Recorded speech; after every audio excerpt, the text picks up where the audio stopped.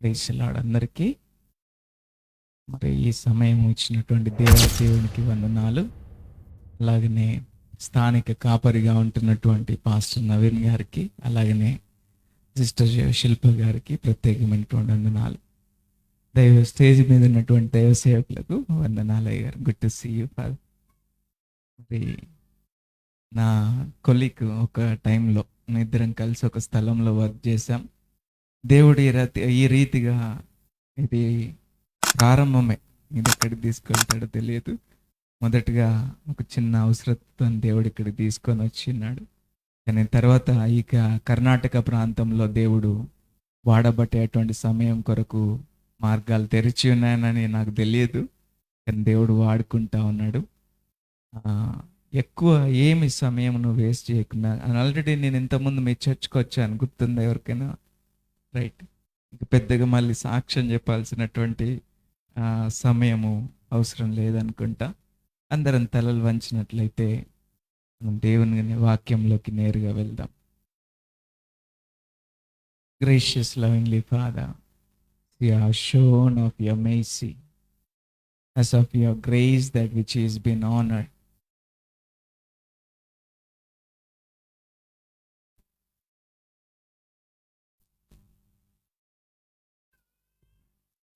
As your name is honored, O Heavenly Father. Thank you for your grace that you have shown, O Heavenly Father, to among us, to stand in among us, O Heavenly Father.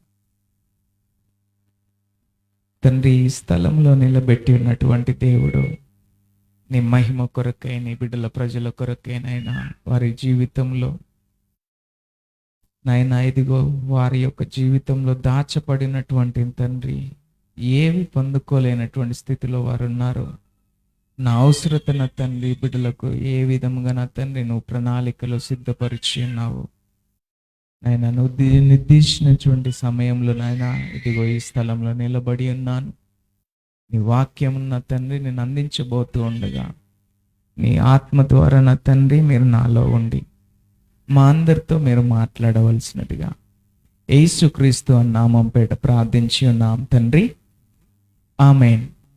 నా voice వినబడతా ఉందా? మీ అందరికీ వినబడతా ఉందా? Last వరకు కొంచెము sound పెంచితే బాగుండేమో అనిపిస్తుంది, ఎందుకంటే నేను మైక్లో గట్టిగా మాట్లాడాల్సి వస్తా ఉంది. పాసిబిలిటీ అయితే చూడండి, ఒకవేళ లేదనంటే మైక్ చేంజ్ చేద్దాం. వినబడతా ఉంది ఇప్పుడు? ఇప్పుడు నాకు కంఫర్ట్గా ఉంది. హల్లెలూయా. రైట్. నిద్రపోతున్న వాళ్ళు గట్టిగా చెప్దాం, హల్లెలూయా. Praise God. వండర్ఫుల్. సరే, ఒకసారి ఫెయిల్ అయ్యారు కదా, మళ్ళీ ఒకసారి టెస్ట్ పెడతాం. నిద్రపోతున్న వాళ్ళు గట్టిగా చెప్దాం, హల్లెలూయా. రైట్. మళ్ళీ కూడా కొంతమంది ఫెయిల్ అయ్యారు. మనం జోక్ చేయడానికి రాలేదు ఇక్కడ. అయితే మనం ఇక్కడికి వచ్చి గుంపులో ఏదో ఒకటి అంటే హల్లెలూయా అని, స్తోత్రం అని, వందనాలని గుంపులో ఏదో ఒకటి పాడేసిపోతే సమయం అయిపోతుంది, మీటింగ్ అయిపోతుంది. కానీ మనం ఇక్కడికి ఎందుకు వచ్చినాం అనంటే, ఖచ్చితంగా ఒక విషయాన్ని నేర్చుకోవడానికి వచ్చినాం అనేటువంటిది మీరు ప్రతిసారి చర్చకు వచ్చినప్పుడు గమనించాలి. సమయంనంతా కూడా మనం పోగొట్టుకొని ఎక్కడికి వస్తా ఉన్నాం? మీకు విలువైన సమయాలే అక్కడ, కానీ ఆయన విలువైనటువంటి సమయం, మీకు విలువైనటువంటి సమయం అని తెలిసి కూడా నువ్వు ఇక్కడికి వచ్చి కూర్చుంటున్నావు అనంటే, నువ్వు దేవుని యొక్క మాట మీద శ్రద్ధ కలిగి ఉండడం కొరకు, నేర్చుకోవడం కొరకు వస్తా ఉన్నావు. ఇప్పుడు చెప్తాం, హల్లెలూయా. Praise God. వండర్ఫుల్. దేవుడు మిమ్మల్ని దీవించును గాక. ఆమేన్. రైట్. ఒక ప్రశ్నతో నేను మొదలెస్తా. మీకు సాధారణంగా మీకు అర్థమయ్యేటువంటి భాషలో నేను మాట్లాడతాను వాక్యము, ఎందుకంటే మీరు నిద్రపోవద్దని, ఇంట్రెస్టింగ్ ఉండాలని చెప్పేసి నేను మాట్లాడుతూ ఉంటాను. రైట్. మీలో మీ శత్రువు, భద్ర శత్రువు ఎవరు? మీ యొక్క జీవితంలో మీకంటూ ఒక బద్ధ శత్రువు ఎవరు అని నేను అడుగుతా ఉన్నాను. అపవాది అయిన సాతాను. అపవాది అయిన సాతాను అన్నటువంటి వాళ్ళు చేతులు ఎత్తి చూపియాలి. ఇప్పుడు అన్నోళ్ళే చేతులు ఎత్తి చూపియాలి. నేనేం మళ్ళీ నిలబెట్టి టీచర్లకి ఏం ప్రశ్నలు అడగను. మీరు ఎంత క్లోజ్గా ఉండి మీరు మాట్లాడుతూ ఉంటారో అంతే వాక్యం మీ లోనికి వెళ్తూ ఉంటుంది. నేను ఇక్కడ ఒక వచనం చెప్పి ఇంకొకడ వచనం చెప్పి తర్వాత లాస్ట్కు ఏం చెప్పారో అర్థం కాదనేటువంటి కన్నా సాధారణంగా మాట్లాడుకునేటువంటి విషయంలో మీకు అర్థమయ్యే రీతిగా నేను బోధిస్తా. అపవాది అయిన సాతాను అన్నటువంటి వాళ్ళు చేతులు ఎత్తాల. రైట్. ఎప్పుడైనా మీరు చూసిర్రా, ఇన్ని సంవత్సరాల నుంచి చాలా వరకు దాంతో మీరు పోరాటం చేస్తూ ఉన్నారు, కనబడని దాంతో. చేతులెత్తాల, చేతులెత్తాల. మీకంటూ ఒక బద్ధ శత్రువు ఎవరది? సాతాను అని అనుకున్నప్పుడు ఎప్పుడైనా మీకు ఎదురుపడ్డా? నువ్వెప్పుడైనా చూసావా? చూడలేదు. పేరు మాత్రం వాళ్ళ మీద దోసేస్తా ఉన్నాం. సరే, సాతాను నీ జీవితాన్ని ఏలుబడి చేస్తా ఉందా? అందుకొరకే ఎన్నిగనం సమస్యలు వస్తా ఉన్నాయా? అందుకొరకే ఎన్నిగనం బాధలు వస్తా ఉన్నాయా? ఎందుకనకే ఇంతవనము శ్రమలు వస్తా ఉన్నాయా? అందుకొరకే కుటుంబంలో ఇంతగానం వేదన వస్తా ఉందా? ఎవరి బలంగా? సాతాను బలంగా. నీకు ఎప్పుడు ఎదురుబడలేదు కదా. మరి నీ జీవితాన్ని ఎవరు కంట్రోల్ చేసి ఏలుబడి చేస్తా ఉన్నారు? యేసేనా సాతానా? యేసేనా సాతానా?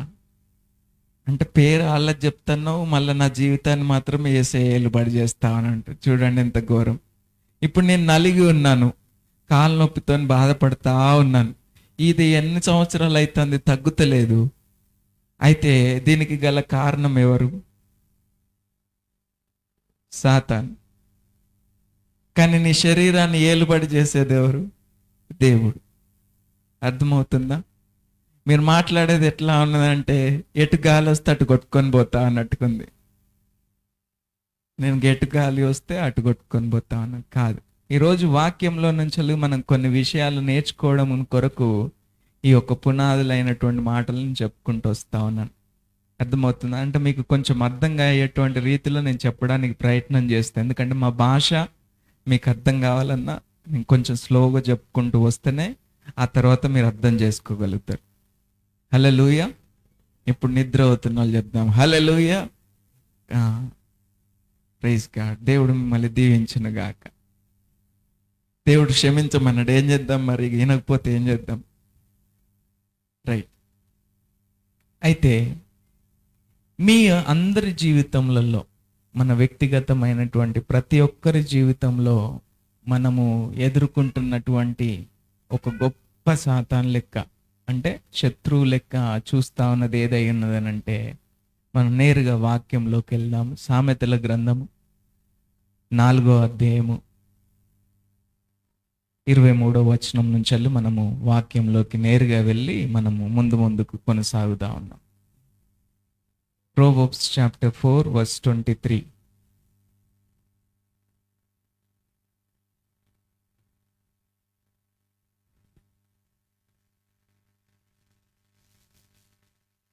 తీసారా? చదవండి ఎవరైనా.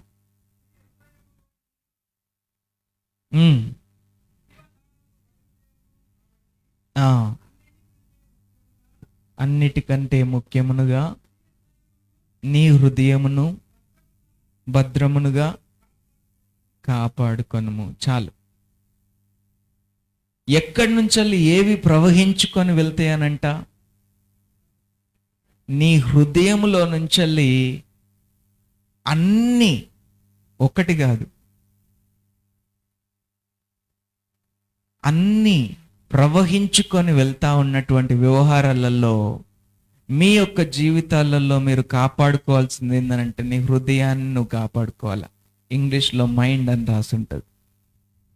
మైండ్ అంటే తెలుసా? దేన్ని కాపాడుకోవాలా?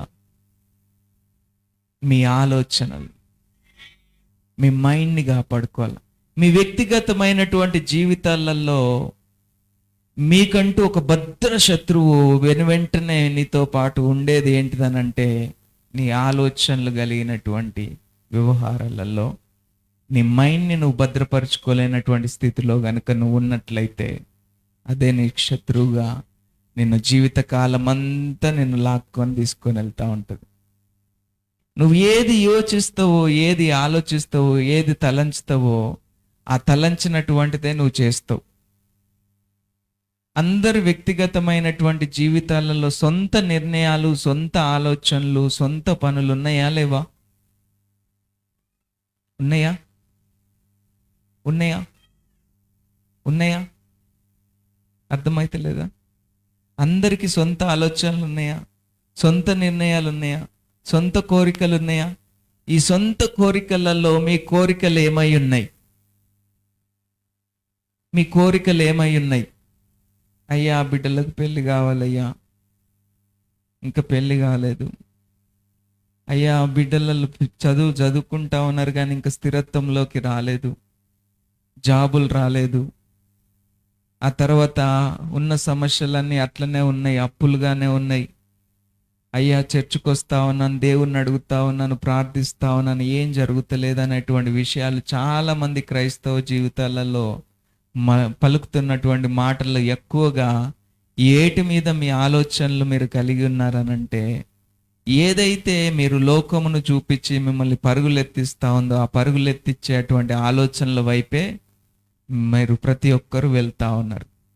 అయితే దేవుడు ఇక్కడ సెలవిస్తున్నటువంటి వాక్యంలో ఏం సెలవిస్తా ఉన్నాడంటే, మొదటగా నీ యొక్క హృదయాన్ని నువ్వు భద్రపరుచుకో. ఎందుకంటే ఆ హృదయంలో నుంచెల్లే అన్ని బయలుదేరుకుంటూ వస్తూ ఉంటాయి. ఇప్పుడు నేటికి ఈరోజు ఇక్కడ కూర్చున్నటువంటి వాళ్ళల్లో నేను మరలా ఒక ప్రశ్న అడుగుతా. ఎవరు సంతోషంగా ఉన్నారు? చేతులెత్తాల.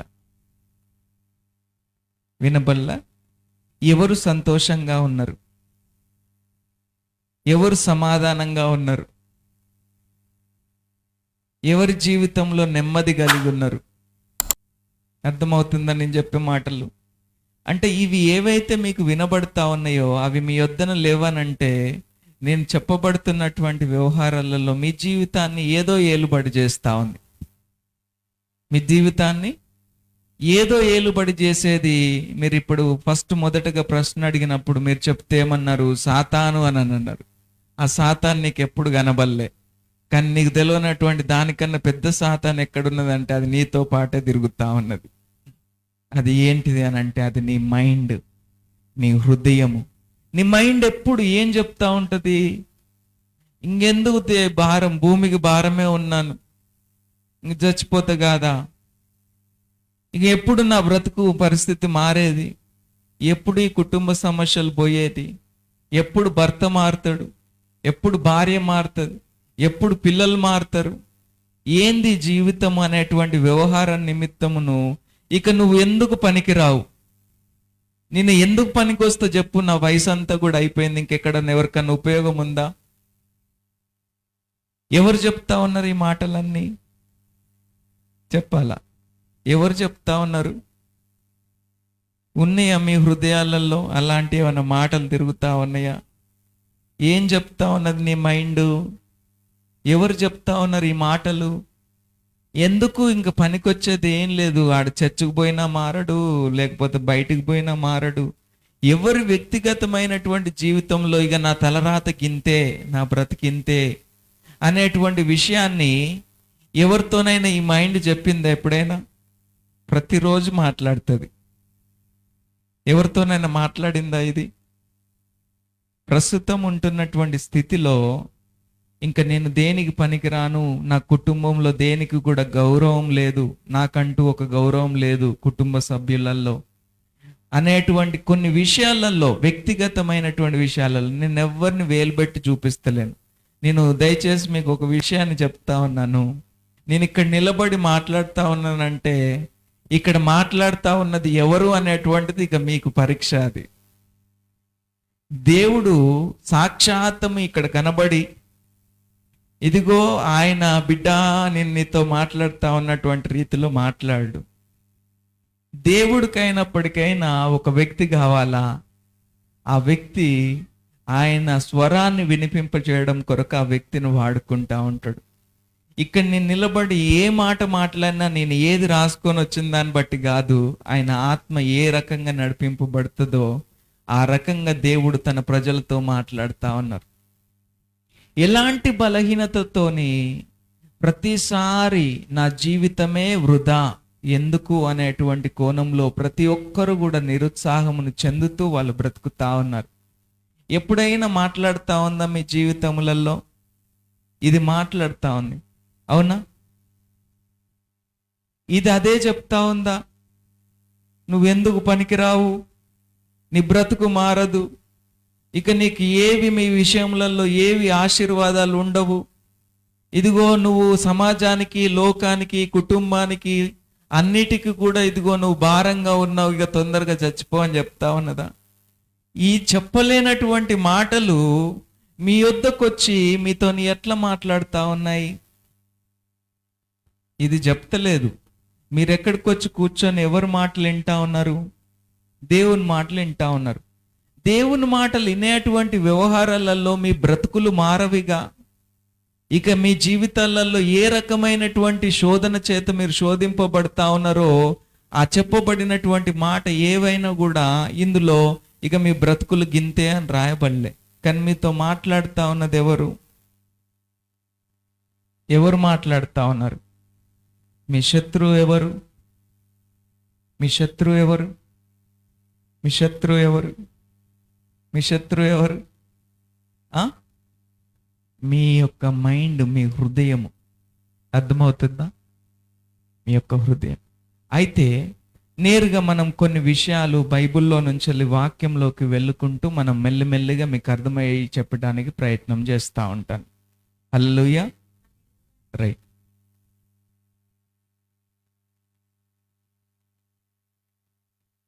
అందరికీ అంటే సమయమును కూడా నేను కొంచెం చూసుకుంటూ లాస్ట్ సారి ఈరోజు పొద్దున్న అనుకుంటా మెసేజ్ ఒక చోట ప్రసంగం చేయడానికి వెళ్ళినప్పుడు ప్రతి చిన్నవాటి విషయాల నిమిత్తం మాట్లాడుకుంటూ పోతే ఆల్మోస్ట్ 2 గంటలు అయింది. సో ఇక్కడ కూడా మనం కొంచెం రాత్రికాల సమయం కాబట్టి కొన్ని విషయాలు నేను డైరెక్ట్గా మాట్లాడుకుంటూ వస్తా ఉన్నప్పుడు మీకు స్క్రిప్చర్ రిఫరెన్స్లు మీరు ఇంటికి వెళ్ళి చూసుకోవాలా. ఓకే, నేను చెప్తా ఉంటాను, ఇంటికి వెళ్ళిన తర్వాత చూసుకుంటే కొంచెం సమయం కూడా సేవ్ అవుతుంది. రైట్. మనము నేను ఏదైతే చేయాలో అది నేను చేయట్లేదు, నా మైండ్ చెప్తా ఉన్నది ఇంకెందుకు బ్రతుకు, జీవితం అర్ధాంతరంగా ఆపేసుకో అని. ప్రతి ఒక్కరికి లాస్ట్కు చివరి డిసిషన్ అదే ఇస్తుంది, అవునా? అయితే ఇక్కడ మనం కొన్ని విషయాలు బైబిల్లో చూస్తూ ఉన్నాం. మొదటగా మనం ఆదాం కాడికి పోదాం. ఆదాము అవ్వకు దేవుడు ఒక పండుగ తినొద్దని చెప్పాడు, అవునా? తినొద్దని చెప్పిన తర్వాత వీళ్ళు ఏం చేశారు?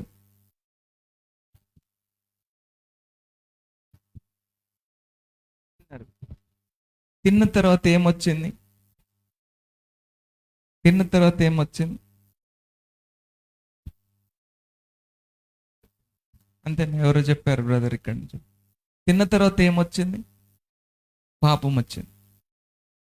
ఈ పాపము పండు తెంపుకొని తిన్న తర్వాతనే వచ్చిందా, లేకపోతే తినక ముందు నుంచి కూడా పాపం ఉందా? చెప్పాలి.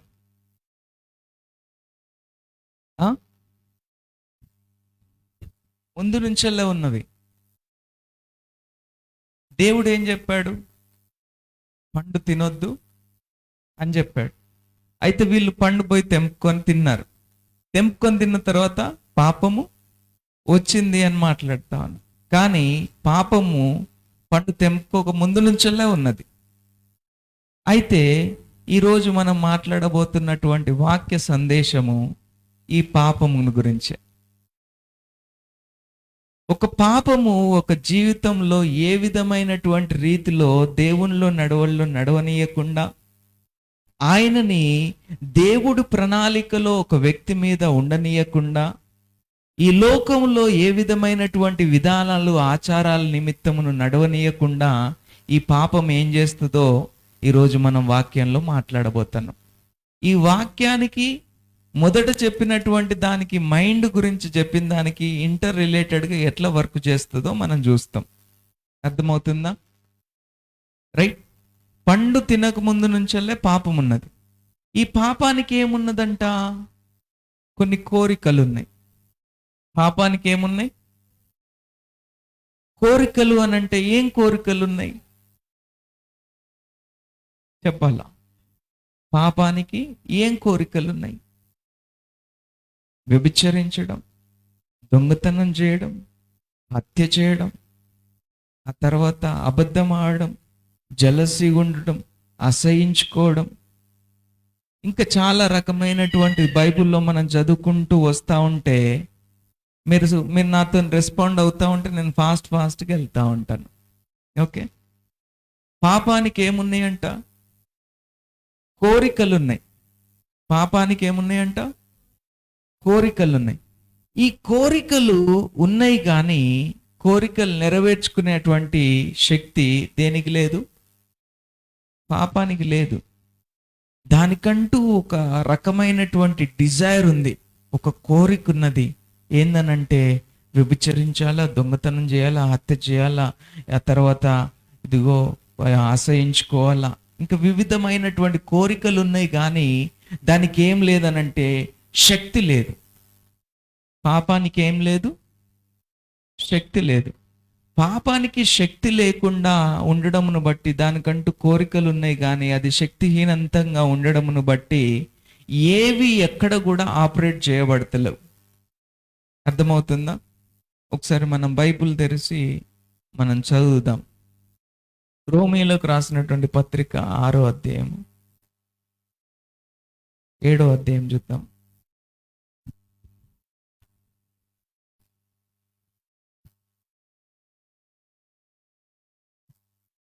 9వ వచనం చూద్దాం.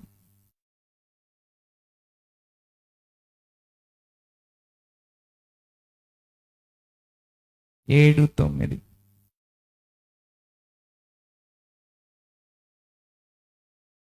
బిఫోర్ ద లా, చదవండి.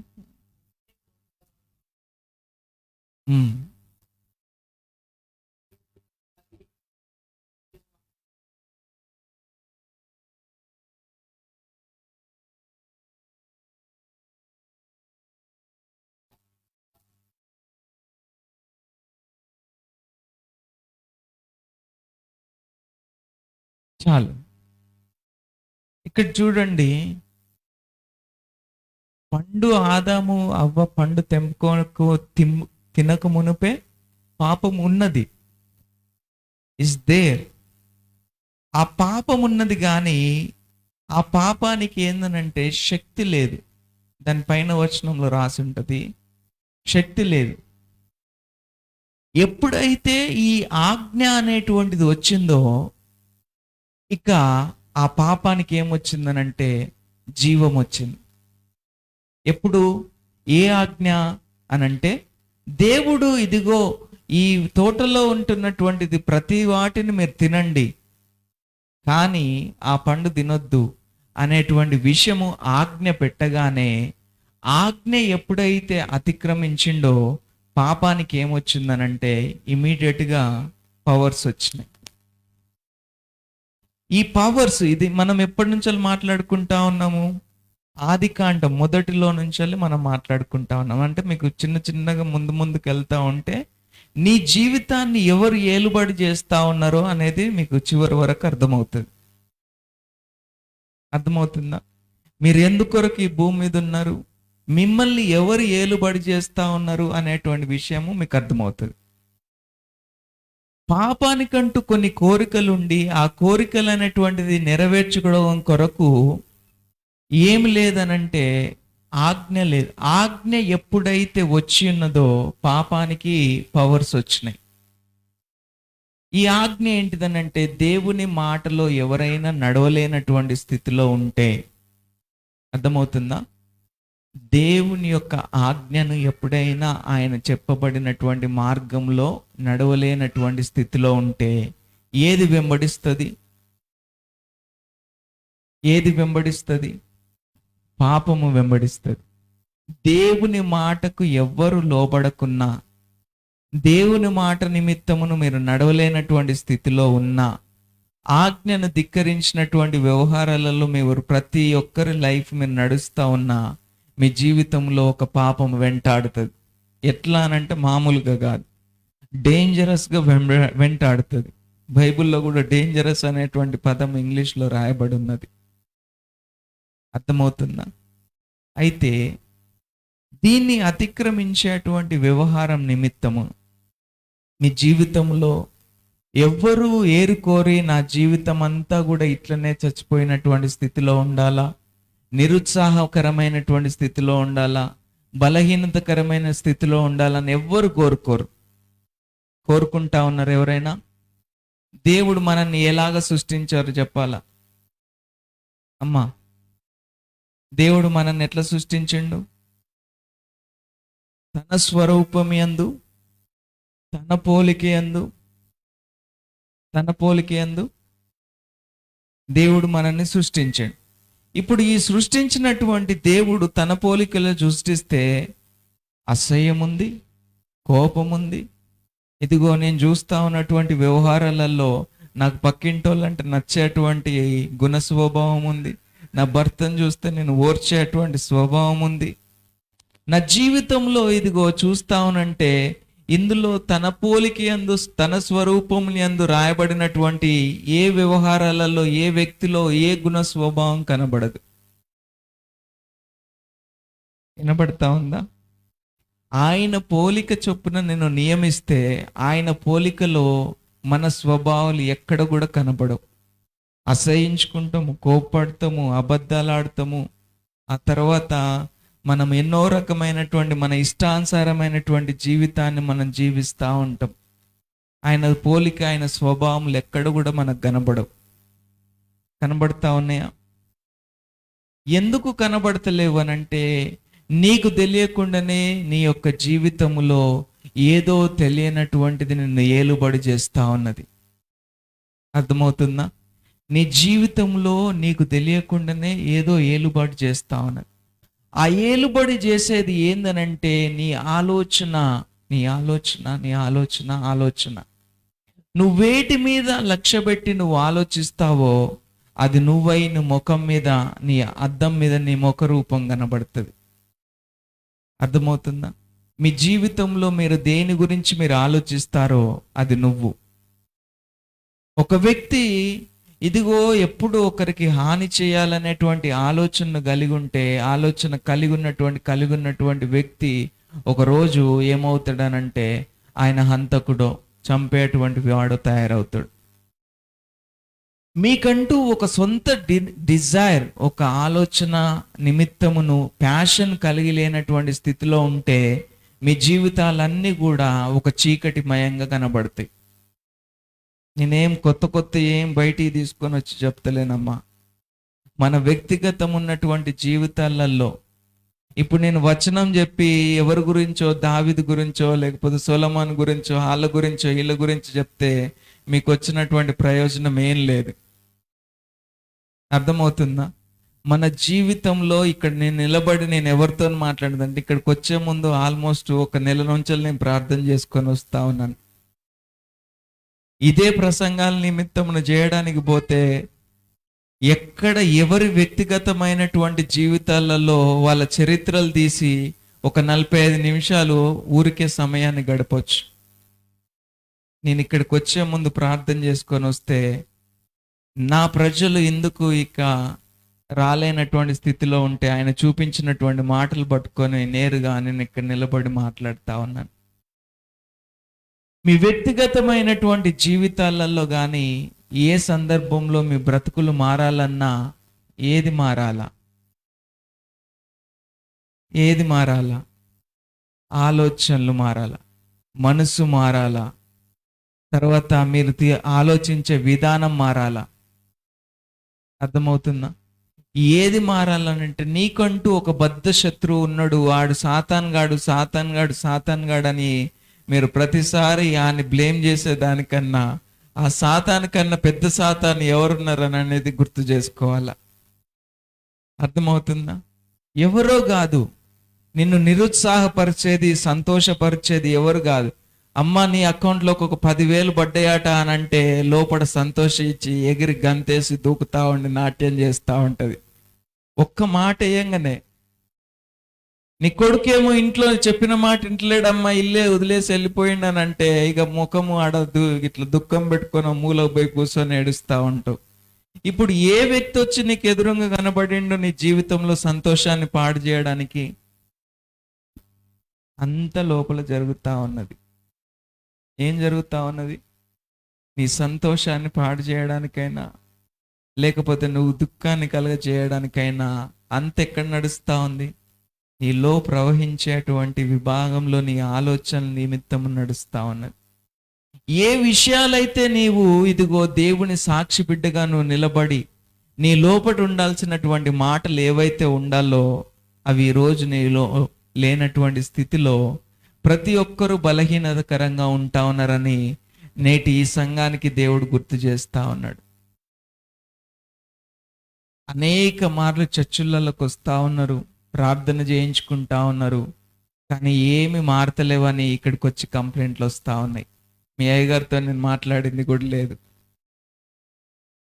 ఎప్పుడన్నా మాట్లాడిన అయ్యగారు, అయ్యా ఎప్పుడు వస్తూ ఉన్నారు, ఏ టైంకి దిగుతా ఉన్నారు? ఈ టైంకి దిగుతా ఉన్నాను, ఇదిగో నా ట్రైన్, నేను ఈ టైంకి దిగుతున్నా కూడా చెప్పలే, నా టికెట్ పంపిస్తా ఉన్నాను, ఈ టైంకి దిగుతా ఉన్నాను అనేటువంటి విషయం కూడా నేను చెప్పలే. ఊరికే అయ్యా టికెట్ పంపిస్తాను చూడండి, దాంట్లో అంత చరిత్ర ఉంటుంది. కానీ మీ సంఘంలో నేను ప్రార్థించేటువంటి వ్యవహారాలలో పరిస్థితులు ఎందుకు మారతలేవనంటే, మిమ్మల్ని ఏలుబడి చేసే అటువంటిది ఏదో సాతాను అని మాట్లాడుకున్నటువంటి రీతిల కన్నా మీ హృదయాలు మార్చుకోలేనటువంటి స్థితిలో మీ బ్రతుకులు ఉంటా ఉన్నాయి. దేవుడు చూపించినటువంటి వ్యవహారంలో నేను చెప్పుకుంటూ వస్తా ఉన్నాను. ఎందుకు మీ సమస్యలు తొలగిపోతలేవు, మీ బాధలు పోతలేవు అని అంటే, మీరు ఎక్కడైతే ఏ ఇన్ఫర్మేషన్ అయితే ఇదిగో మీ హృదయాలలో ఉండాలో ఆ ఇన్ఫర్మేషన్ మీ యొక్క హృదయాలలో ఖాళీగా ఉన్నాయి. అర్థమవుతుందా? ఈ ఖాళీగా ఉన్నటువంటి హృదయాలలోకి దేవుని యొక్క వాక్యము, ఆయన మాటలు చాలా ఆదరణకరమైనటువంటి రీతిలో ఉంటాయి. మీ వ్యక్తిగతమైనటువంటి జీవితాలలో మీరు వేటిని ఆలోచిస్తే మీరు అది అవుతారు. ఆలోచనకంత పవర్ ఉందా? ఆలోచనకంత పవర్ ఉందా? చెప్పాలా? ఆలోచనకంత పవర్ ఉందా? ఉందా? చెప్పాలా? యవనస్తులు, ఆలోచనకంత పవర్ ఉందా? ఉందా? ఉంది. ఆదికాండము 11వ అధ్యాయము 1-6 వచనాలు.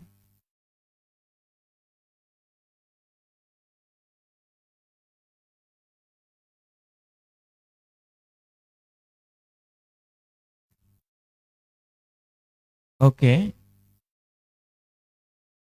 ఓకే.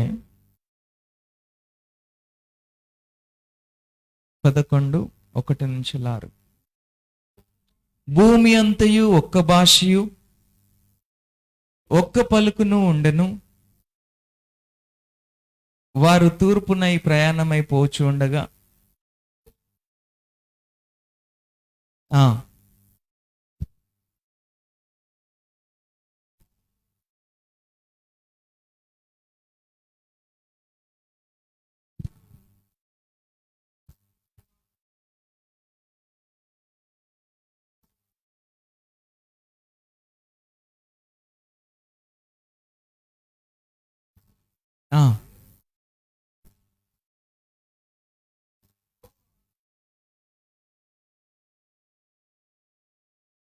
ఆ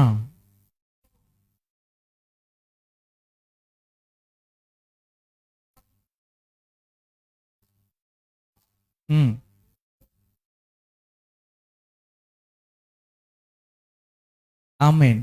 ఇది చూడండి, ఆలోచనకు అంత పవర్ ఉన్నదా అని అంటే, ఇప్పుడు మనం చదవబడుతున్నటువంటి వాక్యంలో నేరుగా సాక్షాత్తమును దేవుడే చెప్తా ఉన్నాడు. ఏందనంటే, వీళ్ళు తలంచినటువంటి ఆలోచన, వీళ్ళు తలంచినటువంటిది ఏదైతే ఉందో, వీరు ఆలోచించి ఉన్నారు, దీన్ని మొదలు పెడితే దాన్ని ఆపే వాళ్ళు ఎవరుండరు, మనం పోదాంప తొందర అని చెప్పేసి దేవుడే కిందికి దిగి వచ్చి వారు కట్టాలనుకున్నటువంటి వ్యవహారాల నిమిత్తమును దాన్ని తారుమారుగా చేస్తా ఉన్నాడు.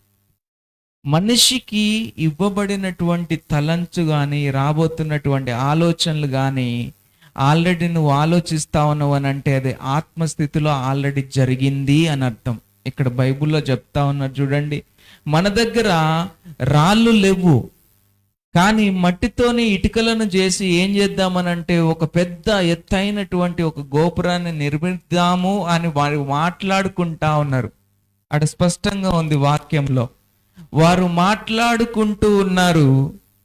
ఈ మాటలు జరుగుతూ ఉన్నటువంటి వ్యవహారాలలో ఆత్మీయకరమైనటువంటి స్థితిలో దేవుడికి ఆల్రెడీ కట్టినట్టుగా కనబడితే, పదండి మనం వెళ్దాము, చూద్దాము, వారి భాషలను తారుమారు చేద్దాం. మనుషులు ఏదైతే యోచిస్తా ఉన్నారో వాళ్లకు అసాధ్యకరమైనటువంటిది ఏది లేదు. అంటే వాళ్ళు ఏ ఆలోచన చేతైనా కూడా వాళ్ళు ఆలోచించిందనంటే ఇంకా దానికి ఏం లేదు, అసాధ్యకరమైనటువంటిది ఏది లేదు, నిశ్చయకరంగా అది జరుగుతుంది. కానీ ఇలాంటి కార్యాలు ఎవరి ద్వారా జరుగుతాయి? ఎవరి ద్వారా జరుగుతాయి అమ్మా? మనం అంటాం కదా, సమస్తమును దేవుడితోనే సాధ్యం అని అంటాం కదా. అలాంటి సమస్తమును సాధ్యమును చేయగలిగినటువంటి శక్తి మరలా ఇక్కడ ఎవరిలో చూస్తా ఉన్నాం? మనుషులు. వాళ్ళు జస్ట్ ఆలోచిస్తా ఉన్నారు, కడదాం అని అనుకున్నారు అంతే. వాళ్ళు కట్టలే, ఏది తీసుకురాలే, మాట్లాడుకుంటా ఉన్నారు. ఈ మనుషులు యోచించినటువంటిది ఏం జరగబోతా ఉన్నదనంటే, వీళ్ళు అనుకున్నది ఇది ఖచ్చితంగా జరగబోతా ఉన్నది, కాబట్టి దాన్ని పోయి మనం అడ్డుకుందామని చెప్పేసి దేవుడు వచ్చి వాళ్ళని చెల్లాచెదరం చేస్తూ ఉంటాడు. అక్కడ రాయబడి ఉన్నది కదా, nothing will be impossible to the men. చూస్తా ఉన్నారా? వారు తలంచినటువంటిది ఏదైతే ఉందో అది అసాధ్యకరమైనటువంటి రీతిలో అన్ని సాధ్యపడతాయి అనేటువంటి దేవుడే దిగి వచ్చుతాను. ఈరోజు మన యొక్క జీవితంలో కూడా ఎలాంటి ఆలోచనలు మనం కలిగి ఉన్నాం? మీకు ఒక విషయం సందర్భంలో మీకు అర్థమయ్యేటట్టు చెప్పనా? మన మైండ్ అంట ఒక గార్డెన్ లెక్కనంట. గార్డెన్ అంటే ఏంటి? తోటలాగా. ఆ తోటలో నువ్వు ఏది ఇత్తబడినా అది మొలుస్తుంది, తెలుస్తా? నువ్వు ఆ తోటలో ఏది ఇత్తబడు మొలుస్తుంది. అసహ్యం పెంచుకో, అసహ్యంను కలిగి ఉండి అది పెరుగుతుంది. డిప్రెషన్ కలిగి ఉండి అది పెరుగుతుంది. ఒకరి మీద అసూయను కలిగి ఉండి అది పెరుగుతుంది. అర్థమవుతుందా? నీ మైండ్లోకి ఏదైతే వచ్చి పడుతుందో అది పెరుగుతుంది తప్పించి అది మీ యొద్ద నుంచి పోదు. ఒక వ్యక్తి పాపంలోకి ఎట్లా పడతాడు? పదే పదే పదే పదే పదే పదే శోధింపబడినటువంటి రీతిలో ఆయన ఏమవుతాడు? ఆలోచించి ఆలోచించి పాపంలో పడతాడు. ఈ మైండ్ అనేటువంటిది కూడా ఎట్లాంటిది అని అంటే ఒక గార్డెన్కి సంబంధించిందని, అంటే ఒక తోట లాంటిదంట. మీలో ఎవరైనా కూడా ఇదిగో ఆ డిప్రెషన్ చేత బాధపడిరనుకో, అదే డిప్రెషన్ నిన్ను ఏలుబడి చేసి నీ శరీరాన్ని అంతా కంట్రోల్ చేసుకొని ఇక నిన్ను ఆ స్థితిలో నుంచి బయటికి తీసుకొని వచ్చేటువంటి పరిస్థితిలో నుంచి రాకుండా అది మొలుస్తూనే ఉంటుంది. అర్థమవుతుందా? ఒక డిప్రెషన్ ఒకటే కాదు, నీ జీవితంలో ఇక నేను ఎందుకు ఏం పనికిరాను, ఇక నా జీవితంలో నేను ఏది సాధించలేను, ఇదిగో నాకంటూ ఈ స్వభావం ఉన్నది నా యొద్ద నుంచి పోతలేదు, ఇక నేను వ్యక్తి బ్రతుకున్నంత కాలము గింతే అనేటువంటి ముద్రలను తీసుకొని వస్తుంది. ఇవన్నీ ఎవరు తీసుకొని వస్తా ఉన్నారు? ఎవరు తీసుకొని వస్తా ఉన్నారు? మీ ఆలోచన. అవునా? మీరు ఎవరైనా మీ భర్త గురించి చెప్పాలంటే ఆయన అంతే అండి అని చెప్తారు, ఈమె ఇంతే అని చెప్తారు, నా కొడుకు ఇంతే అని చెప్తారు. అనంటే మీరు ఎక్కడ ఎవరి ట్రాప్లో పడిపోయి ఉన్నారు? ఇప్పుడు నేను ఒక ఇద్దరిని తీసుకొని వచ్చి ఇక్కడ నిలబెడతా. యవనస్తులలో ఒక ఇద్దరు రండి, లేకపోతే ఒక బ్రదర్ రండి, ఒక్కరైనా సరిపోతుంది. మీకు చెప్తాను, రండి చూడండి, యవనస్తుడు వస్తా ఉన్నాడు అంటే మన వాళ్ళు అట్లా ఉన్నారు చూడండి. రండి, దేవుడు నిన్ను దీవించుని, మంచి ఆరోగ్యం ఇచ్చును గాక. చూడండి, నేనెవరిని? పాస్టర్ని. ఈయనెవరు? లోకంలో ఉన్నటువంటి ఆయన. ఓకే, ఇప్పుడు ఈ లోకంలో ఉన్నటువంటి ఆయనకి ఏమి ఏలుబడులు చేస్తూ ఉన్నాయి? ఈయనకు ఒక రకమైనటువంటి దొంగతనం చేసేటువంటి అలవాటు ఉన్నదనుకో. ఈయన పేరేం పేరైంది? దొంగ. ఇప్పుడు ఈయన పేరేంది? దొంగ. ఈయనకంటూ ఒక పేరున్నదా? మీ పేరు చెప్పండి. డేవిడ్. ఈయన పేరు డేవిడ్ మర్చిపోయి ప్రజలందరూ ఈయనని ఏ రకంగా గుర్తిస్తారు? ఇప్పుడు మీ అందరికీ ఏ రకమైనటువంటి పేరుతో ఈ వ్యక్తి కనబడతా ఉన్నాడు? ఈయన అసలు పేరేంది? అందరు మర్చిపోయారు. ఓ దొంగ ఉంటాడు అక్కడ ఇల్లు, ఆ దొంగని ఇల్లు అదే అన్నట్టు ఈయన పేరు మర్చిపోతారు. ప్రాంతం అంతా గుర్తిస్తుంది. ఏదైనా అపవాది కానీ ఈ పాపం అనేటువంటి వ్యవహారాలలో పడితే అది మీ ఆలోచన గుండా ఏం చేస్తా ఉండంటే పదే పదే పదే పదే పదే పదే పడగొట్టి నీకంటూ ఒక గుర్తింపు తీసుకొని వస్తుంది. ఇప్పుడు ఉదాహరణకి ఈయన పేరు ఏం పేరు పడింది? మొత్తము ఊరంతట్లో దొంగ అనేటువంటి పేరు పడింది. ఇప్పుడు ఈ దొంగ అనేటువంటి పేరు అందరి దృష్టిలో పడిందా? పడింది కదా. ఊరంతా పడింది. పడినటువంటి వ్యక్తి ఈయన ఇక్కడ ఉన్నాడు. ఈయన ఎవరు చెప్పండి? మళ్ళొకసారి చెప్పండి. మీరు చెప్పకండి, వాళ్ళు చెప్తారు. ఈయనెవరు? దొంగ కదా. ఇప్పుడు ఈ దొంగ కాస్త నేను పోయి ఏం చేసిందంటే సువార్త చేసిన, అయ్యా లోకము, దాని కార్యాలు, దాని రాతలు, దాని నియమాలు అన్నీ కూడా వేరు. యేసుక్రీస్తు ప్రభు ఆయన యొక్క రాజ్యము నియమాలన్నీ వేరు. నీ బ్రతుకు మార్చుకో, నువ్వు మార్చుకొని ప్రభు వైపు తిరుగు. ఆయనే నిత్య జీవము సత్యము అన్ని కలిగి ఉన్నాడని ఇక ప్రభు గురించి మొత్తం చెప్పిన తర్వాత ఈయన ఏం చేసిండంటే తన హృదయంలో ఏం చేసిండంటే, అయ్యా మీరు చెప్పిన మాటలు నాకు బాగా నచ్చినాయి, ఇక ఏం చేస్తానంటే నేను నువ్వు చెప్పినటువంటి మార్గంలో నడుస్తా అని అక్కడ ఉన్నటువంటి వ్యక్తి ఇక్కడికి వచ్చి ఏం చేస్తా ఉన్నాడంటే ఈయన ప్రభు గురించినటువంటి మాటలు, ఏవైతే మాటలు ఇంతకుముందు అక్కడ మాట్లాడాలో ఆ మాటలన్నీ మర్చిపోయి ఈ వ్యక్తి ఏం చేస్తా ఉన్నాడంటే కనబడినటువంటి ఆయనకు, అయ్యా ప్రైజ్ ది లార్డ్, అయ్యా ప్రైజ్ ది లార్డ్, బాగున్నారా, భోజనం చేశారా, తిన్నారా, మీ ఇంట్లో అందరు సంతోషంగా. ఇందాకనైతే ఎవరైనా ఇల్లులు ఖాళీగా ఉంటే కన్నం వేసేటువంటి కనులు పోయి ఏమొచ్చిందనంటే ఈయన లోపల మార్పులు వచ్చి ప్రతి వారిని పలకరించుకుంటే ఏం చెప్తా ఉన్నాడు? అయ్యా బాగున్నారా, తిన్నారా, మీ కుటుంబం అంత ఎట్లా ఉందని ఎవరు పలుకుతా ఉన్నారు? ఈయన పలుకుతా ఉన్నాడు కదా. ఇప్పుడు ఈయన అక్కడ ఉన్నటువంటి పేరు కాస్త ఇక్కడికి వచ్చే వరకు ఈయనని ఏమని పిలుస్తారు మీరు? మళ్ళా ఈయన ఒరిజినల్ పేరుకి వస్తుంది, డేవిడ్ అనేటువంటి పేరుకి వస్తుంది. డేవిడ్ అని పిలకడం ప్రారంభిస్తాడు. ఇప్పుడు ఈ డేవిడు ఒకరు, ఇక్కడ నిలబడినటువంటి వ్యక్తి ఇంకొకరు ఉన్నారు. ఇక్కడ ఈ దొంగేడు, మరి ఈ దొంగేడు, ఇక్కడ నిలబడినటువంటి వ్యక్తి ఏడి? ఆ లేడు, ఈయన పోయిండా?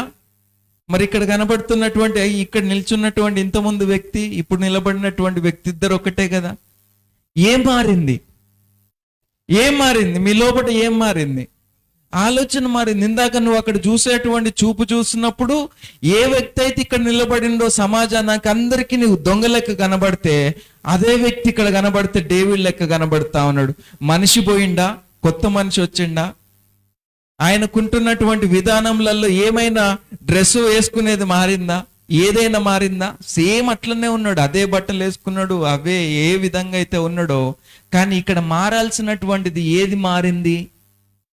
ఆలోచన మారే వరకు ఏమైందనంటే ఈ వ్యక్తిని ఒక గుర్తింపు స్థాయిలో మీరు చూస్తా ఉన్నారు. అర్థమవుతుందా? అదే వ్యక్తి ఇక్కడ నిలబడినటువంటి వ్యవహారాలలో మీరు దొంగ అని ముద్రేసినటువంటి వ్యక్తి ఏం చచ్చిపోలే, ఇక్కడనే నిలబడి ఉన్నాడు. ఈ నిలబడి ఉన్నటువంటి వ్యక్తి ఎట్లా కనబడతా ఉన్నాడంటే సమాజానికి ఒక గౌరవప్రదంగా కనబడతా ఉన్నాడు. ఇప్పుడు మారినటువంటివి ఏంటివి? ఆలోచనలు ఈ ఆలోచనలు మనము మార్చుకోలేనటువంటి స్థితిలో, థ్యాంక్ యూ అయ్య గారు, కూర్చోండి. మీ ఆలోచనలు మీరు మార్చుకోలేనటువంటి స్థితిలో మీరు అదే పాత రోతమైనటువంటి జీవిత విధానాలలో మీ యొక్క తలంతులను కలిగి ఉన్నటువంటి వ్యవహారాలలో పాతకరమైనటువంటి పాపముల నిమిత్తమును దాని భోగయాగముల నిమిత్తమును మిమ్మల్ని ఏలుబడి చేస్తూ ఉంటే మీరు దాన్ని గుర్తుపట్టుకోకుండా, అయ్యా సాతాను నన్ను విడిచిపెడతలేదు, రోగం నన్ను విడిచిపెడతలేదు, బాధ నన్ను విడిచిపెడతలేదు అని అంటే ఎప్పుడు విడుదల పొందుకుంటారు? రెన్యూవింగ్ ఆఫ్ యువర్ మైండ్. బైబుల్ స్పష్టంగా చెప్తుంది, మీ ఆలోచనలను ప్రతి దినమును ఏం చేయాలంటే నూతన పరుచుకోవాలా. మీ పాత రోత జీవితమైనటువంటి స్వభావములన్నిటినీ కూడా ఏం చేయాలంటే దానికి అంతమును పలకాల. బ్రతుకు ఒకరి జీవితంలో సాధారణకరంగా మార్చబడిందా? ఇక్కడ నిలబడినటువంటి ఆయనది సాధారణంగా మార్చబడిందా?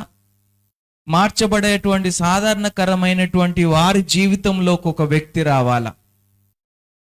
ఆ వ్యక్తి ఏ రకమైనటువంటి వ్యక్తి అయి ఉండాలంటే ఆయన ప్రభువును గురించినటువంటి మాటలతో రింపబడినటువంటి వ్యవహార నిమిత్తమున ఆయన దగ్గరికి పోయి ఈ మాటలు తెలియజేసినప్పుడు మాత్రమే ఏమి మారుతాయి అంటే, మనిషి అట్లనే ఉన్నాడు కానీ ఏవి మారింది ఆయన లోపటనంటే ఈ మాటలు ప్రభావితమును చేస్తాయి.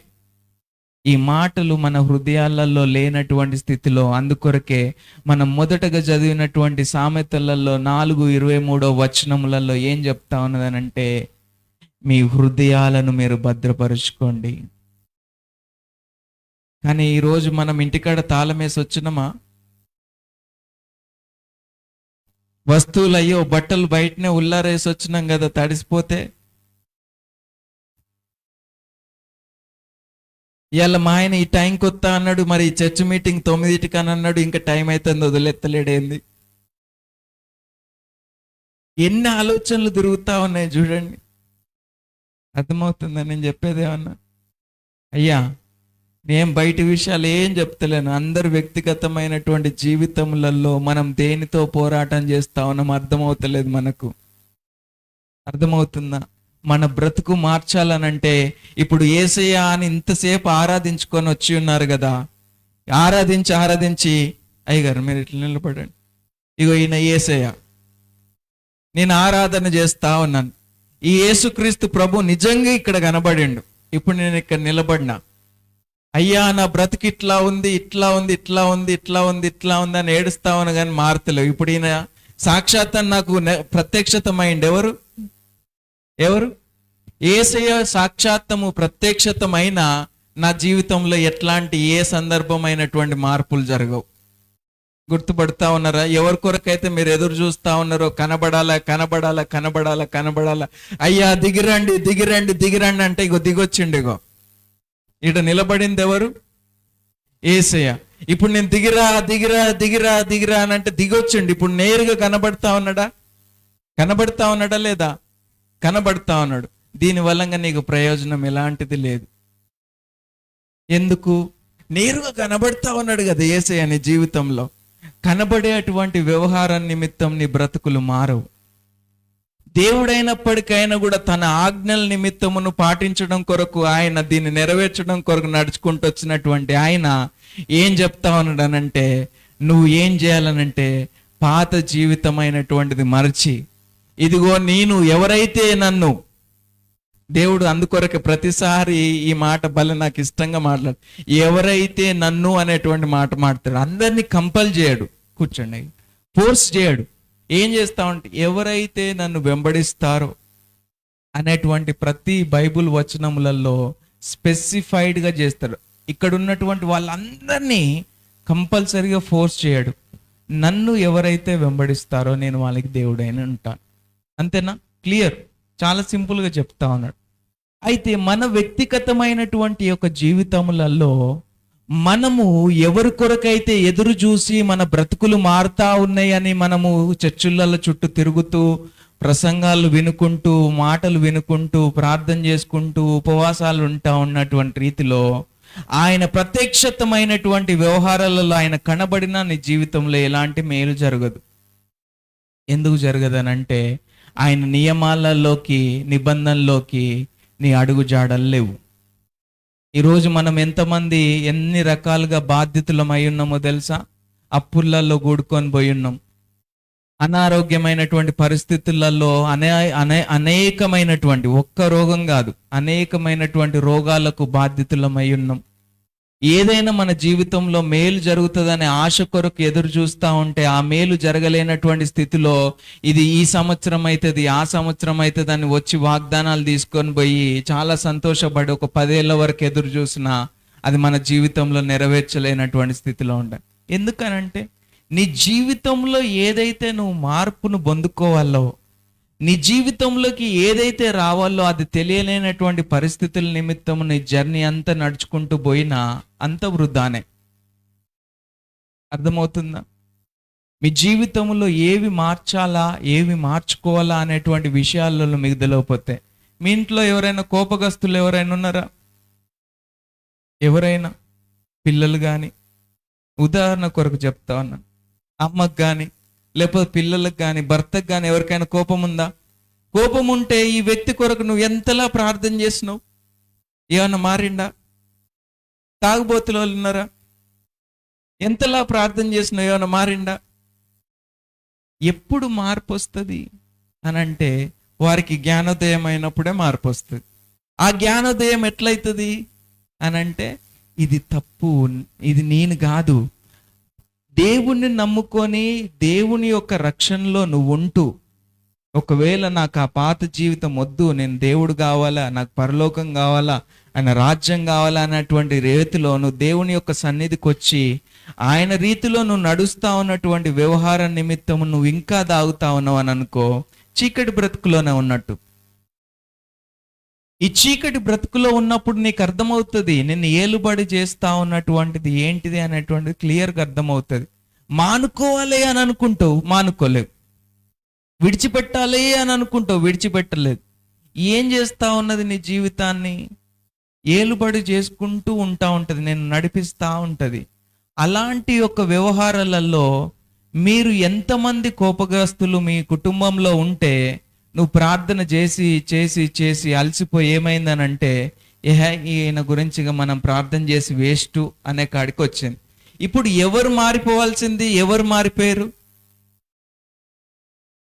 భర్తను మార్చాల్సినటువంటి ఆమె ప్రయత్నం చేసి చేసి ఏమైందనంటే ఈమె కూడా అరసుడు మొదలుపెట్టింది. ఎందుకంటే ముళ్ళును ముళ్ళుతోనే దీమన్నావు కదా, నీకెంత చెప్పినా బుద్ధి వస్తలేదు. ఇక అందుకొరకే నీ దారిలో వచ్చిన జీవితంలో ఒక స్టెడ్ ఫాస్ట్గా ఒక డిజైర్ కలిగి ఉన్నటువంటి రీతిలో గనక ప్రభు కొరకు నిలబడినప్పుడు, ఆయన ఎన్ని మాటలు మాట్లాడినా కూడా నువ్వు స్టెడ్ ఫాస్ట్ కలిగి ఉండి, అంటే నువ్వు నిలకడగా కలిగి ఉండి, నువ్వు నేర్చుకోవాల్సినటువంటి విషయంలో ప్రభువుని నేర్చుకొని ఆయన యొక్క పవర్ని నువ్వు రిసీవ్ చేసుకున్నట్టయితే ఆ పవర్ ట్రాన్స్ఫర్మేషన్ చేసి ఆయన మారుస్తుంది. మొదటగా నీ దగ్గర ఆ పవర్ లేనటువంటి స్థితిలో నువ్వు ఎన్నిసార్లు ప్రార్థన చేసినా రేపు తర్వాత ఏమైందనంటే నువ్వు కూడా ఆమె లెక్క మారిపోతావు, లేకపోతే ఆయన లెక్క మారిపోతావు. మన జీవితాలను ఏవి ప్రభావితం చేస్తామనంటే, చుట్టూన్నటువంటి సమాజాన్ని చూసి మనం కూడా అదే రకమైనటువంటి దారులలో నడుచుకుంటూ పోతాం. మనం ఇతరులను ఎందుకు మార్చలేనటువంటి స్థితిలోకి వస్తా ఉన్నాం? మనకంటూ మన కుటుంబంలోనే మనం ఇతరులను మార్చగలేనటువంటి ఎందుకు స్థితిలో ఉంటాను అని అంటే, వస్తున్నాం, ప్రార్థన చేస్తున్నాం, దేవుడికి ఇచ్చేటి ఇస్తాం, అన్ని చేస్తా ఉన్నా కానీ ఒకటి కొలతగా ఉంది. ఏందనంటే, ఆయన ఆజ్ఞను ధిక్కరించి ఆయనతో పాటు నడిచేటువంటి స్వభావం అనేటువంటి మన జీవితంలో అలవాటు చేసుకోలేనటువంటి స్థితిలో గనుక మన జీవితాలు ఉన్నాయని అనుకో, ఈ పాపం మనల్ని ఏలుబాటు చేస్తూనే ఉంటుంది. నేనేదైనా ఎక్కడిదైనా తీసుకొని వచ్చి కొత్తగా చెప్తా ఉన్నానా ఈ విషయాలు? అమ్మా, నేను ఎక్కడిదైనా వచనాలు ఓపెన్ చేసి ఇప్పుడు ఏమైనా కొత్త విషయాలు చెప్తా ఉన్నానా? మన వ్యక్తిగతమైనటువంటి జీవితము మార్పు చెందాలనంటే అది మనతోనే ప్రారంభింపబడాల. ఏదైనా అలవాటు ఉంటే, అయ్యా నాకు ఇలాంటి అలవాటు ఉన్నది, నువ్వు ప్రార్థన చెయ్యి, ప్రార్థన చెయ్యి. ఒక్కరోజు అడిగినావు, రెండో రోజు అడిగినావు, నెల దాటింది, మళ్ళీ గదే ప్రార్థన చేయని అంటాను. అయ్యా ప్రార్థన చేస్తున్నావు కానీ మానుకోలేకపోతా అన్నాను. ఎవరు నిన్ను ఏలుబడి చేసేది? అర్థమవుతుందా? నీ జీవితాన్ని నిజంగా ప్రభు వైపు తిప్పబడినప్పుడు, ఆయన మాటలకు నువ్వు చెవియొగ్గితే మన బ్రతుకు జీవితాలన్నీ మారుతాయి. నువ్వు ఎన్నిటి కొరకు ఆశపడిన లోకంలో మీరు ఎదురు చూసినా కూడా మీ జీవితంలో ఏది కూడా ఫలభరితంగా ఉండదు. నేను చెప్పాలనుకున్నటువంటి సందేశం చాలా ఉన్నటువంటి వ్యవహారాలలో ఈ వాక్యాలు, ఈ మాటలు ఎందుకు చెప్తా ఉన్నానంటే, అనేకమైనటువంటి ఇక్కడ ఈ సంఘానికి, ప్రత్యేకంగా ఈ సంఘానికి ఏం తెలియజేస్తా ఉన్నానంటే, దేవుడు చెప్తా ఉన్నటువంటి మాటలు అది మీ యొక్క హృదయంలో ఉండి ఆయన పోలిక చొప్పున నడిచేటువంటి విధానంలో మీరు ఉండాలని దేవుడు ఆశిస్తా ఉన్నాడు. అర్థమవుతుందా? ఏవి ఎందుకు మారలేనటువంటి పరిస్థితుల్లో ఉన్నాయనంటే, మొదటగా నువ్వు మారు, ఆ తర్వాత ఆటోమేటిక్గా నీలో నుంచి దేవుడి యొక్క శక్తి ఆయనది ప్రభావితం చేసుకుంటూ ఇతరులను మార్చుకుంటూ తీసుకుంటూ వస్తూ ఉంటుంది. అయితే ఆలోచనకు కలిగినటువంటి శక్తి అంటే నీ యొక్క ప్రతిసారి నీ ఆలోచన నీ ధ్యాస దేని మీద ఉండాలా? దేవుని కొరకు ఏదైనా చేయాలా? దేవుడు చెప్పబడుతున్నటువంటి మాటలు ఏవైతే ఉన్నాయో వాటి మీద మీ చెవి యొగ్గి ఉండాలి. ఎంతమందికి అంత ఇంట్రెస్టెడ్ ఉన్నది? మొగల్ రేకులు సీరియల్ ఎన్నిటికి వస్తుంది అమ్మా? మొగల్ రేకులు సీరియల్ ఎన్నిటికి వస్తుంది? 7:30 కాకముందే 7:25 అన్ని పనులు చూసుకొని పోయి అక్కడ కూర్చొని ఉంటాం. అట్లాంటి ఆసక్తి మనకు ఉండాలి. ఎక్కడ? దేవుని యొక్క సన్నిధిలో కానీ మీ ఇంటికి పోయిన తర్వాత ఇక్కడ ఎట్లయితే కూర్చొని వింటా ఉన్నారో, నాకు ఈ విషయం ఏది అర్థం కాలేదు, ఎవరైనా చదువుకున్న పిల్లలు ఉంటే దీని గురించి ఏం చెప్తా ఉన్నారు అని చెప్పేసి మీ పిల్లలతో చదువుకున్నటువంటి వాళ్ళతో మీరు నేర్చుకోవాలి. ఇవాళ పోతే మళ్ళీ ఆదివారం వచ్చేదాకా ఇది సెల్ఫుల్నే ఉంటుంది. ఏది? ఇది. ఈ సెల్ఫుల్లో ఉన్నటువంటి వ్యవహారాల నిమిత్తం మనం మళ్ళీ ఆదివారంకి వచ్చినప్పుడు మాత్రమే బిడ్డ లెక్కిళ్ళకి ఎక్కించుకొని వస్తుంది. లేదు, ఇది క్రైస్తవమైనటువంటి జీవితం కాదు. మీకు తెలియనటువంటి చాలా విషయాలు పాపము ఏలుబడి చేస్తూ అది ప్రజలందరినీ చంపుకుంటూ వస్తూ ఉంటే దేవుడు దీన్ని చూసి సహించలేదు. నా ప్రజలు చనిపోతా ఉన్నారు, నేను ఎందుకొరకు వీళ్ళని సృష్టించలేదు? వీళ్ళు ఇదిగో అనేక మార్లు తప్పుత్రోవలో తప్పుకుంటూ పోతా ఉన్నారు, ఆజ్ఞలను ధిక్కరిస్తా ఉన్నారు. ప్రతిసారి నేను ఒక మాట చెప్తే ఆ మాటకు లోబడతలేరు, దాటిపోతా ఉన్నారని ఏదైతే ఆ ఆజ్ఞ ఇవ్వబడిందో అట్లాంటి ఆజ్ఞల్ని ఎన్నో కూడా దేవుడు ఏం చేసిండంటే నా బిడ్డలు చావొద్దని వాటిని కొట్టేసుకుంటూ వచ్చిండు. ఈరోజు ఒక కృప పనిచేస్తా ఉన్నది. ఏవైతే ఆజ్ఞలు ఉన్నాయో ఆజ్ఞలు కాదు, ఇదిగో నా కృప మీకు చాలును అని ఆ కృపను తీసుకొని వచ్చిండు యేసుక్రీస్తు ప్రభు. మీరు కేవలము ఈ ఆజ్ఞలను ఇప్పుడు అడుగు ముందేస్తే తప్పే, వెనకకేస్తే తప్పే, పక్కకేస్తే తప్పే. ఇందులో ఎవరు నిలకడగా లేనటువంటి స్థితిలో ఉండి అది దేవుడికి కూడా అర్థమయ్యి ఏం చేసిండనంటే, నా బిడ్డలు కేవలం విశ్వాసం ఉంచి నన్ను నమ్మి ఇదిగో నా అడుగుజాడల్లో ఎవరైతే నడుస్తారో రండి అన్నటువంటి రీతిలో ఆయన్ని ఎవరైతే వెంబడిస్తారో అన్నటువంటి ప్రజల కొరకు దేవుడు ఆసక్తితో ఎదురు చూస్తా ఉన్నారు. అర్థమవుతుందా? నేను షార్ట్ కట్లు చెప్తా ఉన్నాను. దేవుడు ఇదిగో ప్రతి ఒక్క చట్టాన్ని, ఆజ్ఞాన్ని, నియమాలను అన్ని తీసుకొని వస్తే నా ప్రజలు ఎవ్వరు కూడా దీనిలో నిలబడతలేరని చెప్పేసి ఆయన కనికరమును చేత ఆయన కృప చూపించండి. ఆయన కృప చూపించి ఇట్లా కూడా కృపలో కూడా ఏమైందంటే ఈ కృప వచ్చిందని చెప్పేసి వీళ్ళు పాపమును చేయడం అధిగమించి ఉన్నారని చెప్పేసి దేవుడు ఏం చెప్పాడంటే ఇక తర్వాత కేవలం విశ్వాసమునుంటే చాలు నేను రక్షిస్తానన్నటువంటి విభాగంలోకి. ఆ తర్వాత ఈ ఆజ్ఞలు ఏవైతే ఎన్నో ఉన్నాయి కదా, వీటన్ని ఆజ్ఞలు కాదు, ఇదిగో నువ్వు ప్రేమించుకున్నటువంటి నిన్ను వలె నీ పొరుగువాన్ని ప్రేమించు చాలు అనేటువంటి కాడికి వచ్చింది. ఎంతలా దగ్గరకు వస్తా ఉన్నటువంటి రీతిలో దేవుడు మాటలు మీరు చదువుతా ఉండండి, మీకు ఎంత శ్రద్ధగా అర్థమవుతాయి అని అంటే, మీ జీవితంలో దేని కొరకు కావాలనేటువంటి ప్రయాస కొరకు మీరు ఎదురు చూస్తా ఉన్నారో, వాటెంబడి పడతా ఉన్నాడో వాటికి మించినటువంటి ఒక ప్రేమ ఈయన మాటలలో కనబడుతుంది. ఎవరి మాటలలో? యేసుక్రీస్తు ప్రభు యొక్క మాటలలో కనబడుతుంది. ఏవైతే చట్టాలు, నియమాలు, రూల్స్ అండ్ రెగ్యులేషన్స్ ఉన్నాయో వాటన్నిటిని కూడా నా బిడ్డలు అందరూ కూడా పాటించలేనటువంటి స్థితిలో ఉన్నారని చెప్పేసి వాటన్నిటిని కూడా తుడిచివేసుకుంటూ వచ్చి ఒక దినం నా ఏం చెప్పిండు, నా కృప నీకు చాలును అనేటువంటి మాట మాట్లాడాడు. అనంటే ఆయన నిన్ను ఎంతలా ప్రేమించేటువంటి వ్యవహారాలలో నువ్వు ఎలాంటి బలహీనతకరమైన స్థితిలో ఉన్నా కూడా ఇదిగో నన్ను వెంబడించు చాలు, నేను చెప్పబడుతున్నటువంటి మాటలను, ఆజ్ఞలను ధిక్కరించకుండా నడువు అనేటువంటి విషయాన్ని. ఇవన్నీ మనకి ఏమొద్దు అయ్యా, అంత బాగానే ఉంది కానీ మా బిడ్డలకు పెళ్ళిళ్ళు అయితే లేవు, కానీ నువ్వు ప్రేయర్ చేసి చెప్పు. కడుపు నొప్పి పోతలేదు, హాస్పిటల్లో తిరిగినా కానీ ప్రేయర్ చేసి కడుపు నొప్పి తగ్గేటట్టు చేయి. మన వ్యక్తిగతమైనటువంటి ఆలోచనలు దేని మీద పడిందంటే మన భవిష్యత్తు నిమిత్తమును, ఆ తర్వాత మన శారీరకమైనటువంటి కోరికల నిమిత్తమును మనం ఏలుబడి చేయబడతా ఉన్నాం.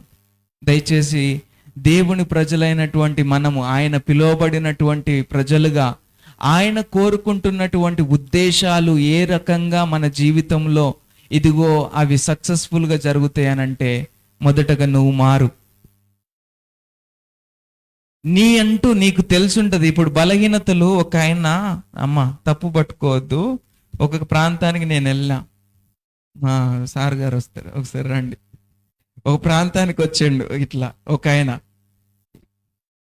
ఈయన వచ్చిండు, వీళ్ళ పక్క పొన్న భార్య ఉన్నది.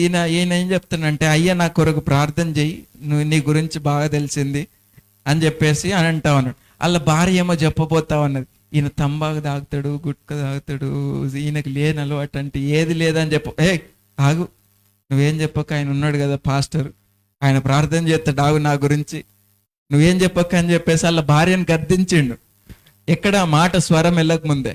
ఇప్పుడు నేను అన్నా ఇక్కడ నిలబడి, అయ్యా రోజు నీకు పొద్దున్న లేసి నీ గల్మ ముంగటనే ఉంచే అలవాటు ఉన్నది, ఏ రోజైనా నీకు చీ అని తూ అని అనిపించిందా, వికారంగా అనిపించిందా అని అడిగిన. లేదే, అది నా అలవాటు, ఇగో ఇక్కడనే లేతా ఈ బెడ్ పక్కనే ఉంచుతాను.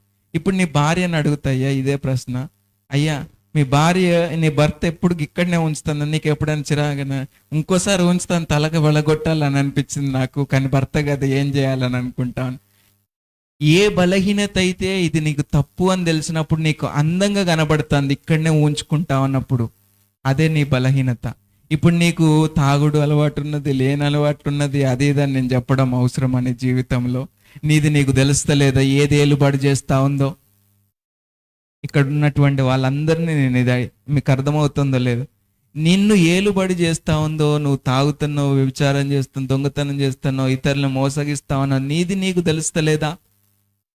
నీది నీకు తెలుస్తలేదు. ఒకరు వచ్చి చెప్తేనే నువ్వు మార్చుకుంటావా? ఇప్పుడు నేను దేని కొరకు ప్రార్థన చేయాలయ్యా అని అడిగిన.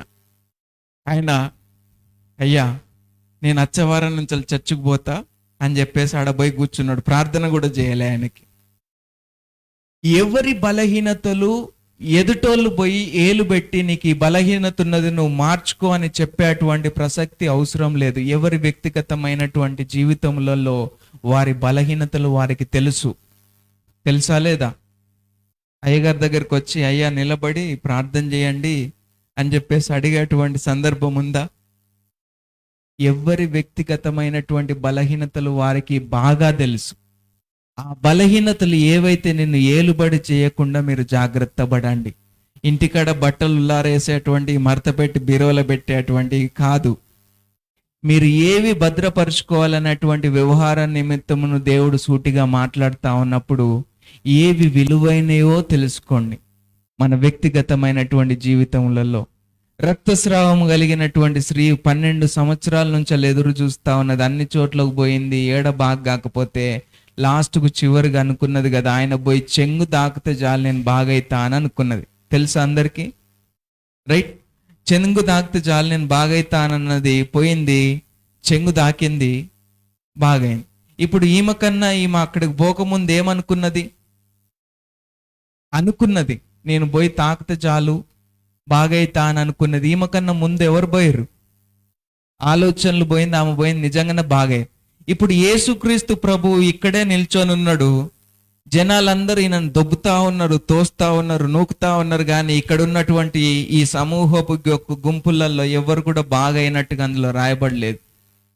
అయ్యా నాకు ప్రార్థన చేస్తలేవు అని చెప్పేసి యేసుక్రీస్తు ప్రభువుకి వచ్చి ఇట్లా దొబ్బుతా ఉన్నారు, కానీ అందులో ఉన్న గుంపుల్లో ఎవరు బాగైనట్టుగా బైబిల్లో రాసలేదు. ఎక్కడో దూరంలో ఉన్నటువంటి ఆమె నేను పోయి చిన్నగా దాకితే అది యేసుక్రీస్తు ప్రభు గుర్తుపట్టుకొని నాలో నుంచి శక్తి పోయింది. మీరు మీ ఆలోచనలను ఎవరిని ప్రగలింప చేయగలుగుతా ఉన్నారనంటే దేవుణ్ణి కదిలింప చేస్తా ఉన్నారు. మీ ఆలోచనలు ఎప్పుడైతే ఇదిగో ప్రభు వైపు, తన వైపు మీరు దృష్టి కలిగి ఉంటే ఆయన ప్రతిసారి ఇదిగో నా బిడ్డ ఏదో కోరుకుంటా ఉన్నది అనేటువంటి ఆలోచన పోయినప్పుడు ఏం చేస్తాడంటే ఆ బిడ్డతోని అసాధ్యమైనటువంటి కార్యాలు అంటే ఆమెతో కానటువంటి రీతిలో దేవుడు వచ్చి ఇప్పుడు ఈమె కోరిక ఏదైతే ఉందో అదే దేవుని కోరికగా ఉండి దేవుడు వచ్చి దానిని ఏం చేస్తాడంటే పూర్తి చేస్తాడు. ఇప్పుడు అట్లాంటి ఆలోచనతో మీరు వచ్చి ఇక్కడ కూర్చున్న వాళ్ళు ఎంతమంది అని ఉన్నారా? అర్థమైందా ఏమన్నా? మీ ఆలోచనలను ఎవరు కదిలింప చేస్తా ఉన్నారంటే మీ ఆలోచనలు దేవుణ్ణే కదిలింప చేయగలిగినటువంటి శక్తి అది మీలో పెట్టి ఉన్నాడు. అర్థమవుతుందా? అదొక్కటే కాదు, నీ శరీరంలో ఎలాంటి రోగం ఉన్నా కూడా, ఇప్పుడు శరీరము పొద్దున్న నుంచి సాయంత్రం వరకు పనిచేసి అలసిపోయిన తర్వాత పోయి పడుకో, మార్నింగ్ లేచి చూడు, ఏమవుతుంది? అలసిపోయినటువంటి శరీరం ఏమైంది? రిఫ్రెష్ అవుతుంది. ఎందుకైంది? ఎట్లయింది అనంటే నీ శరీరంలో ఒక తెలియనటువంటి ఒక inbuilt super natural capacity inbuilt అనేటువంటి పెట్టిండు. నువ్వు ప్రశాంతకరమైనటువంటి నిద్రలో నువ్వు అలసిపోయిన దాన్ని మర్చిపోయి పడుకున్నావు, నువ్వు బాగా లేచున్నావు. అదే నొప్పితోని రాత్రంతా కూడా దాని గురించి రంది పెట్టుకొని ఉండు, రోగం వచ్చి ఉంటుంది. నీకు తెలియనటువంటి స్వభావము గుణ స్వభావంలో నీ శరీరంలోనే దేవుడు అమర్చి ఉన్నాడు. దెబ్బ తాకింది, ఇక్కడ పోతా ఉంటే ఇట్లా కొట్టుకొని పోయింది, ఇగో ఇట్లా తాకింది, ఇగో ఇట్లా అనగానే ఏమైంది? తోలు కొట్టుకొని పోయింది. ఈ కొట్టుకొని పోయిన దానికి కూడా మరలా కొత్త తోలు వస్తుంది. ఇరిగినటువంటి ఎముక మరలా అతుక్కుంటుంది. అంటే ఈ గుణ స్వభావాలు అన్నీ ఎక్కడున్నాయి? అన్నీ ఆల్రెడీ నీ లోపల ఇన్బిల్ట్ అయి ఉన్నాయి. మీకు అర్థం చేసుకోవాల్సింది ఏంటంటే దేని నిమిత్తమైనా కూడా మీరు చిందపడి బాధపడుతూ దాని గురించి ఆలోచిస్తూ అదే రకమైనటువంటి ఒక జీవిత విధానంలో ఉంటే మీరు ఎన్నటికీ ఆ యొక్క గుంతలో నుంచి మీరు బయటికి రాలేరు. అర్థమవుతుందా? ఏది మీ జీవితాలను మార్పులు తీసుకొని వచ్చేది? ఏది తీసుకొని వస్తుంది? మీ ఆలోచన విధానములు మార్చబడినటువంటి రీతిలో ప్రభు వైపు చూడబడినటువంటి వ్యవహార నిమిత్తమును దేవుడు కూడా ఏం చేస్తాడంటే మీ ఆలోచనలో మీరు ఏది ఆలోచిస్తే పైనుంచి ఉరికొచ్చి కిందికి వీళ్ళేదో చేయబోతా ఉన్నారు, వీళ్ళని మారుస్తామన్నటువంటి వ్యవహారాలలో ఆయననే కదిలించగలిగినటువంటి శక్తి ఎవరిలో ఉన్నది? ఆలోచనలో ఉన్నది. మన ఆలోచనలు. మనం ప్రభు కొరకు నిలబడదాం, ప్రభు కొరకు జీవిద్దాం, ప్రభువులో ఉందాం. అర్థమవుతుందా? ఎంతమంది తీర్మానాలు తీసుకుంటా ఉన్నా, నేటి నుంచి నా యొక్క పాత జీవితమైనటువంటి వ్యవహారాలలో నేను ఈ విధంగా నేను నిలుచుకోను, ఇక నేను మార్చుకుంటా నా జీవితాన్ని, ఇకనైనా కొంచెమైనా క్రమంగా నా అలవాట్లను మార్చుకుంటా అనేటువంటి వాళ్ళు ఎంతమంది ఉన్నారు? నేను చూసేది ఏం లేదు, నేను ఇక్కడ ప్రేయర్ చేస్తా, ఇక్కడ నుంచి నాకు రేపు పొద్దున మళ్ళీ మీటింగ్ ఉన్నది, అక్కడికి వెళ్తా. ఎవరి బ్రతుకులు ఏ రీతిగా ఎట్లా మార్చబడతాయి? ఆలోచన, నేను మారాలా, ఇకనైనా మారాలా. గడిచిపోయింది కాలము, సమయం గడుస్తూ ఉన్నది. బ్రతుకులలో దేవుడు చేస్తాడని ఎదురు చూస్తూ ప్రార్థన కొరకు చేయిస్తా ఉన్నావు, కానీ మార్చగలిగినటువంటి ట్రాన్స్ఫర్మేషన్ నీలో నుంచెల్లే ప్రారంభమవుతుంది.